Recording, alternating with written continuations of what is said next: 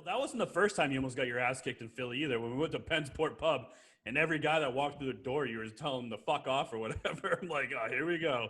That's like the worst place to say that shit too. Like they didn't. No, give a those fuck. trashy bars are the best. That big guy. Oh no, I said we kept going, "Go Patriots," and the guy's like, "Fuck you," and I go, "Fuck you." Yeah. And I was like, I didn't mean that because the guy was like fucking jacked. I'm like, Yeah, I'm he just would've kidding. killed you. I'm just kidding. Rich and I were He like, was cool. nope, He was not a good nothing sport there. about it. I bought him a beer. I'm like, I'm just kidding, man. You know that. He's like, yeah, whatever. Never seen this cool, man though. in my life. I don't know who he is. Hey, they were pretty cool, anyways. I like that guy from across the bar from Kentucky. He's like, Oh yeah. Look. I'm out on 3 days. I got 3 days for a funeral. I've been spending 3 weeks in county jail for screaming terrorist acts in the middle of town square, and I got 3 days of freedom. I'm like, for what? For what? Well, I got out because I get to go to a funeral. When's the funeral? It was today. Rich, fucking banged up. Oh yeah. How is Penn's Port not the heart of Philly? That was the heart of Philly. No, because nobody was mean to us. Because no one was mean to us. That's true. Tommy was a goddamn saint. The guys next to us were kind of an asshole. Yeah, but not Philly assholes. They were from like fucking Connecticut or something. Yeah, and they bought us all shots. Yeah, no, they weren't assholes. Nobody there was an asshole. That was a great establishment. The heart of Philly you have to be shit on. That's the best like go-go real. I've ever been. Like you have to be hated for who you are, which is anybody other than Philadelphia. I didn't even feel it at the Patriots game until we went to that bar. You are 100% right. Like people are pretty good to us there. That it could have been worse. Yeah. Right, but oh god, what do we have? 1 foot in that bar? Get the fuck out. Yeah. Like poor father just wanted nachos. That's all he wanted. Like we could have been wearing just a red sweatshirt. We'd have been asked to leave. Yeah. Oh yeah. Yeah. You guys got one up. You just won the Super Bowl on us. Fuck off, dude. Like he was low. He was low in blood sugar. Blood sugar was low. He needed to fill up. He needed nachos and Italian margarita. That's all he wanted. With a shot of insulin.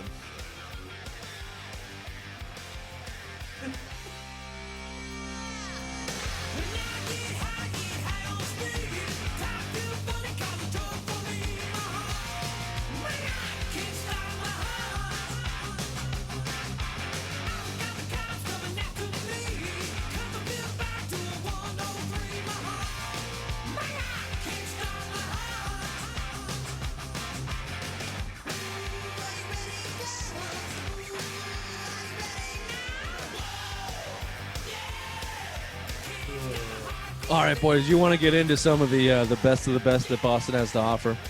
We want to go on the tail end of our Boston sports villains, favorite Boston athletes of our childhood, in quotation marks, because Ray still idolizes his favorite athletes and wants to be them when he grows up. We're going to go and narrow it down a bit and do the classic Mount Rushmore style of Boston sports athletes and Boston sports coaches, because we have established that coaches and players cannot be combined. It's just too hard and doesn't make sense. Yeah, for sure. So I think the best way to do this is town hall style, open forum. Let's hear what you got. No holds barred. Just throw it out there. Let's see where we land, how we agree, how we disagree. Let's go ahead. You know what? Let's start with coaches. Let's save the players for later. Let's go ahead with coaches and see what we come up with. I'll kick it off because the number one is easy. There's no objection here. We're all in it. We're all in with Bill Belichick.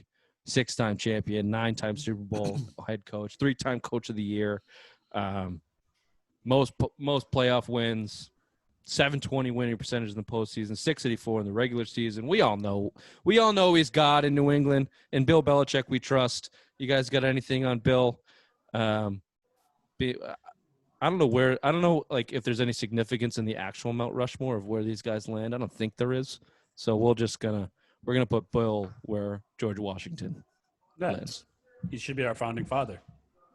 He started the whole city of champions, man. Back in 2001, he started it all. Why would you put him there? I mean, if we went like if we were saying the first. Go ahead. Red. Well, He's got 9 titles. Like, right? 9 titles. Then he was 16 as a years. coach. as a coach, not Yeah. including GM. Think about that. So I mean, you're adding even more because when did he finally retire? And after 66. no, but as a GM, he was still on. sorry. He still was 84. building those early '80s. So you got he drafted Bill Russell, which in a racist town, whatever you want to say. What he went through in Boston, he took Larry Bird a year early before a lot of people were doing that.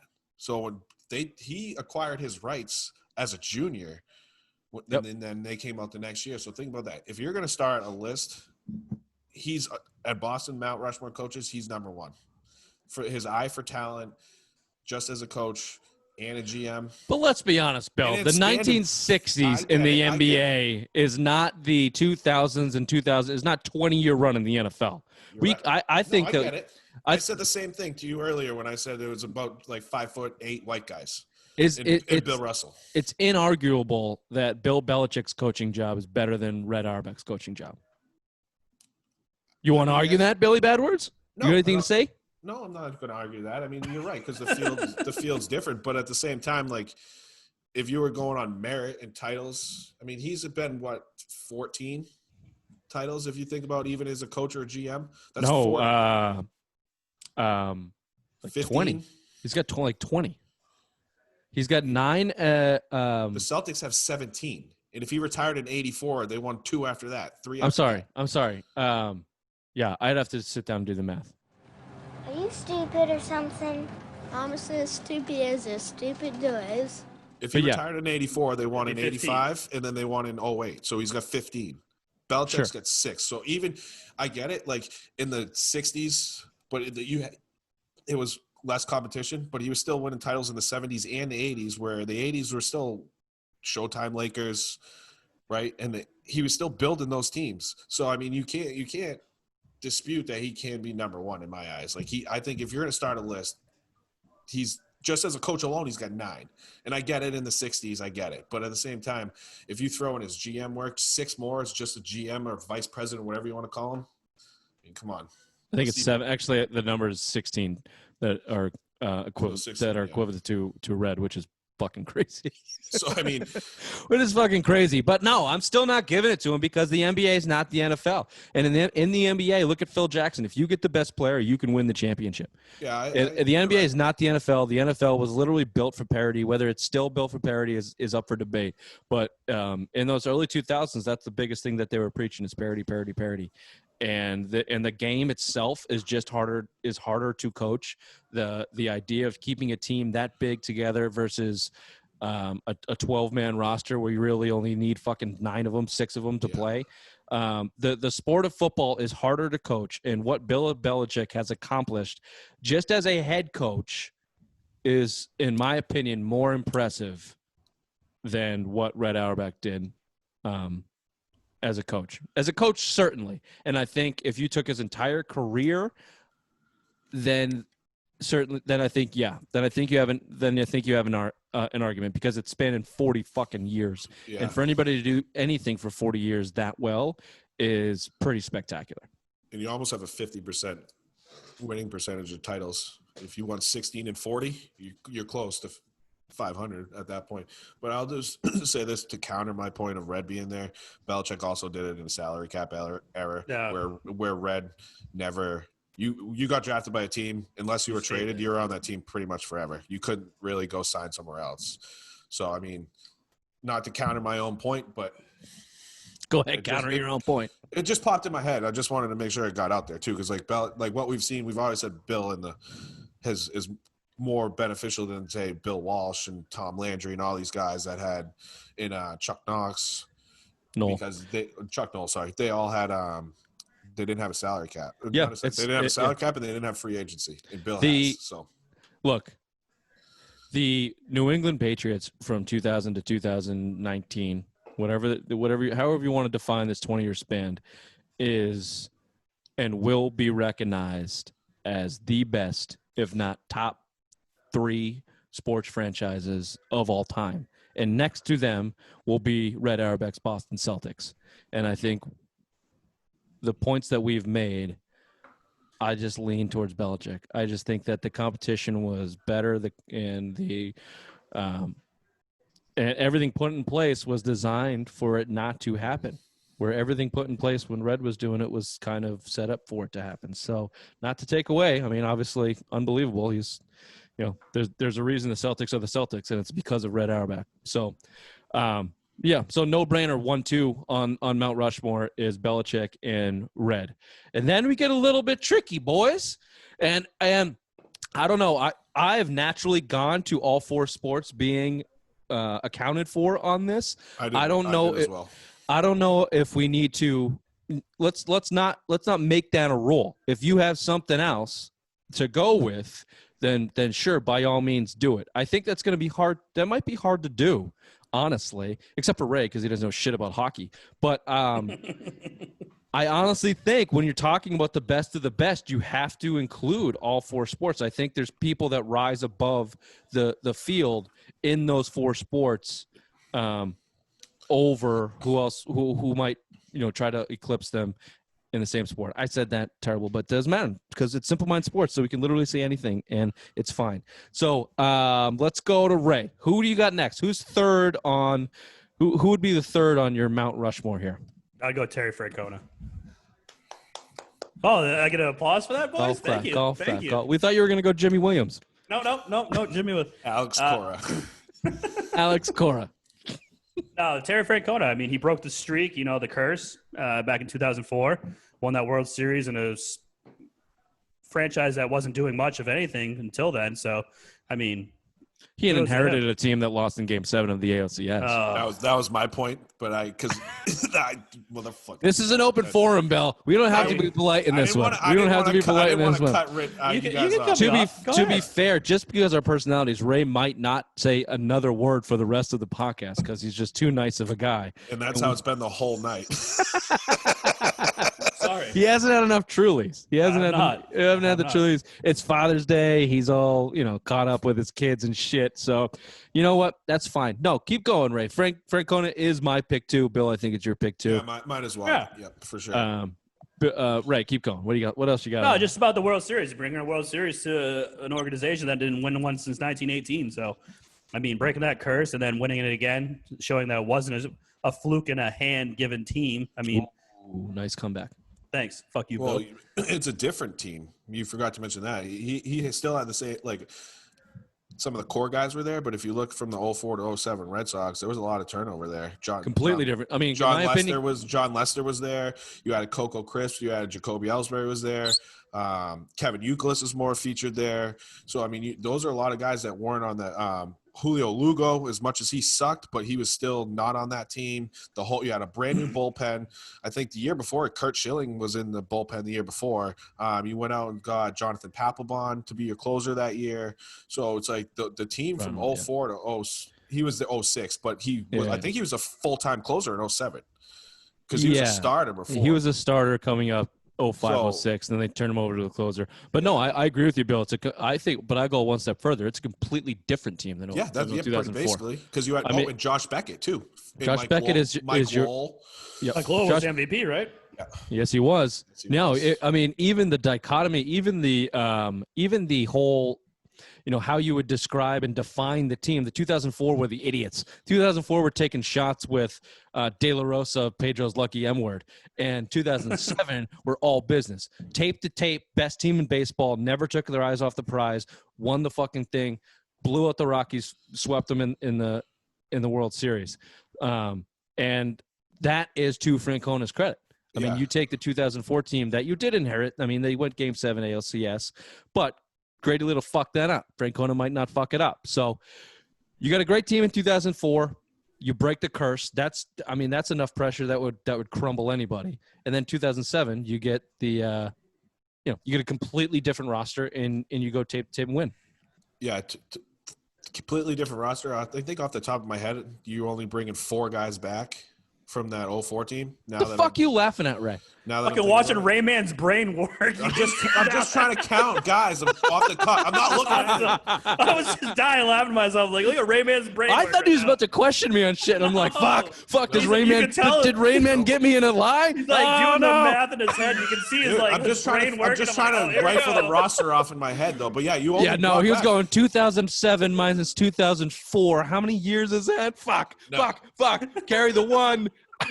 No, if I'm not mistaken, Manny, Ortiz, Veritek, Euclid were the only guys left on that 04 and Schilling. Sorry, 5. Because you had JD Drew that year. And to Tito's credit, you're down 3-1 against the Indians and came back and won the ALCS. Don't forget about that. JD Drew's hitting big grand slam game 6. JD Drew. Say what you want. That was the fucking $70 million grand slam. No, you're right. And Josh Beckett should have won the Cy Young. They gave it to CC Sabathia that year. And to go through Cleveland that had CC and that other Francis Carmona, who legally changed his name to something else later on. That was a nasty one, too. Those guys were fucking Right, sick. but then Schilling and Beckett. Beckett was he won 19 games that year. Should have won Beckett was a beast. the Cy Young. And he was a monster. So yeah, different so Francona, obviously the 2 championship. He does have the best winning percentage in Red Sox history at .574. He's second in overall wins. Yep. And he was with the team, for 7 years, 04 to 2011. Obviously, 2011 was a debacle, but I'm still not on board with Scapegoat and Francona. They fucking did him dirty, man. they did him dirty after They did him his wife's absolutely dirty. What, he was addicted to pills. He was cheating on his wife, living in a hotel. And then what they did to Theo later on too is all a smear. That's why baseball is dead and the Red Sox ownership fucking sucks. Oh, and then Red Sox. Then what happened? Bobby Valentine. You fucking sucked. And Francona went on to win 2 AL Managers of the Year. So good call there, Red Sox. You douchebags. I was pissed they got rid of fucking Francona. That whole chicken and beer thing, give some. Blast those players, man. Blast those fucking guys out of town. And they eventually did. They eventually had to. So I hated that. I would love to have Terry Francona still be a manager of the Red Sox. Imagine the stability the Red Sox would have that they absolutely lack and are desperate for right now if you had Terry Francona. Yeah, Imagine him and Theo still together too. Because look at Theo went to Chicago and won a World Series. You don't win the World Series in 2013 with Theo. No, you don't. It's a complete. No, I understand. We can't go back, and we've done this before. You can't go back and say everything would have happened the same way. And to that, every circumstance is different. But you can't tell me with the Red Sox payroll and how they've managed rosters and with the talent that they've had come through the system that Terry Francona is not winning 1 or 2 World Series the same that's in the span that they've won 1 or 2 they've won 2 World Series. Yeah. In 2018, if you have that team, Terry Francona is winning the fucking World Series. He won he was the manager of the year because they took it from Alex Cora that year, wasn't it? Oh no, it was one of the Farrell years. I think he got 13. He won. 13 he won. Yeah. But I think the one point none of us mentioned, I believe he's either the first or the second coach to win multiple World Series with the Red Sox. I want to say he's the only one. Who knows? Before that, it was 1918. Right, but Jesus I'm almost positive that he's either the first or the second manager to ever win multiple World Series. I don't know who the fuck coached him from anywhere. Nobody did. A guy playing left field coached him in 1970s. Right. Who knows? Right. Good. Anything else, Bill? Nope. Okay. All right. So, I mean, hard to go elsewhere with that. The 4th one's going to be tricky. The 4th one's going to be tricky. I want to hear. I think I know Bill's, and I'm pretty sure Ray's not even going to know who he is. So, Rich, I did what you did. I did one from each sport for coaches and players because that's just I didn't. So, but I did it. But I didn't do it I didn't do it really intentionally. I think that players. I think I could go when we get to players. I can explain myself. I think I could go away there, and maybe I could with coaches too, but not really. When you think about Patriots coaches, who else is anybody deserving of getting on a Mount Rushmore from Patriots? No, we just went over. We literally don't even know who the coach was for the Red Sox. If you're going to go on the Mount Rushmore, you have to have a championship in your bag, Right. and the Red Sox didn't win one for 87 years. And then Celtics, the Celtics breezed through player coaches and ex-player coaches and whoever through their time period of all those championships in the 60s and then to the 80s.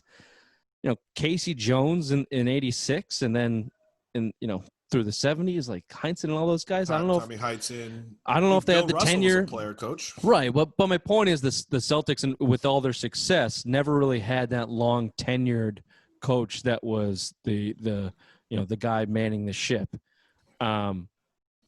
Ray might go Doc Rivers because he's a simple simpleton mind, but I don't know. I don't know if I would disagree or agree with that, but let's get into it. Where do we want to go with this, Ray? I'm gonna go Claude Julien. Oh, I wish to God you said Doc Rivers right there. No, but Claude Julien, he won the cup, in 2011. He has a 419 win to 246 loss. I mean, he had a winning record here in Boston. He didn't do a bad job. I mean, his coaching style is one of those ones that you question, but he did bring the cup to Boston. So that's why I would pick Claude Julien. I'm jumping on board, Ray. Go Bees. Oh, go Claude Bees. Julien, 9 seasons. Out of the 9 seasons, they made the playoffs 7 times. Out of the 7 times in the playoffs, they made it past the second round 5 times. You got to 2 championships. You won one of them. The second one, your goaltender fucking pissed his pants in Game 6 without giving you a chance to win Game 7. Claude Julien was the type of coach that you want in your system that centers that steers the ship. We are all on recency bias right here. Where in the last years in his time, where they traded away potential future of the Bruins, we are holding that against them. But when you're talking about coaches and franchises and what they mean to that franchise, Claude Julien brought the Bruins back to relevance that they have not lost. And as much as I love for a couple years, Rich, because he 3 years in a row they didn't make the playoffs, and it was directly related to Claude Julien. I understand. Yeah, when they choked away and the back end of Claude's career kind of sucks. It's a little bit of a stretch. But give me someone else. Me someone else. Who's the only Bruins coach to ever win 2 cups? Any of you guys know? There's only one. Yeah, whatever the fuck his name is from the 70s. No. My Oh no, he only won 1. What the fuck was his name? Sinden? Sinden won the cup. Suck that, Rich. All right. Good Googling, Ray. Good Googling. So my coach, you want to talk about not a recency bias? Art Ross. Art Ross is my 4th. Hold on, let me see if I can find a cricket noise to put in here. Hold on. Say what you want. Nope. Okay. 1924 Bruins were founded 96 years ago. He was the first. Keep going, Bill. I'm just gonna go take a piss. This should be good. You should. That's fine. This is gonna go for a while. What are you gonna read a Wikipedia page? No. All right. All right. 2 seconds. I was going to piss too. Actually, let's go piss. I hate you guys. I hate going for it.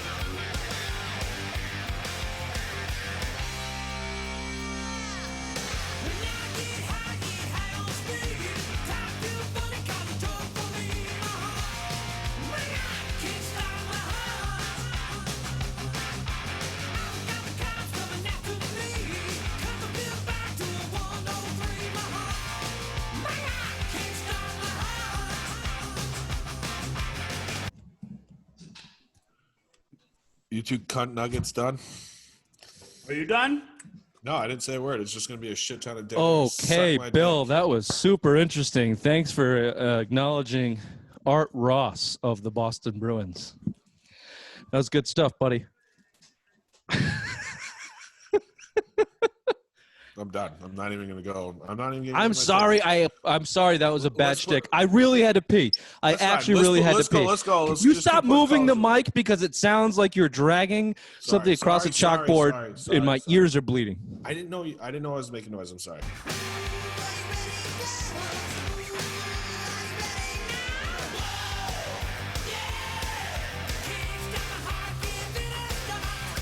Okay, educate us, Bill. Art Ross. Unless you did that while we were gone. No, I sat here quietly waiting for you cunt nuggets to get back. All right. First, president, GM, coach of the Bruins, only coach to win 2 Stanley Cups, has a highest single season winning percentage in 1930, 875. Never been broken. He was still the president and GM of the Bruins and won another cup, so he's responsible for 3 out of their cups. He has a NHL leading scorer trophy that's named after him. NHL Hall of Famer, coach and player. It's my guy.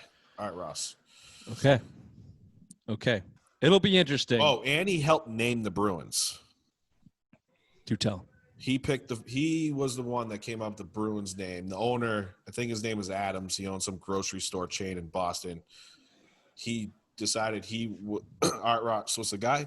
He wanted some creature that was very fierce and all this other stuff. And Boston, and he came up with Bruins because it's the name of a mystical bear or something. Even though the black bears are bear-eating pussies that I would beat one in a fight. But so he helped name the Boston Bruins.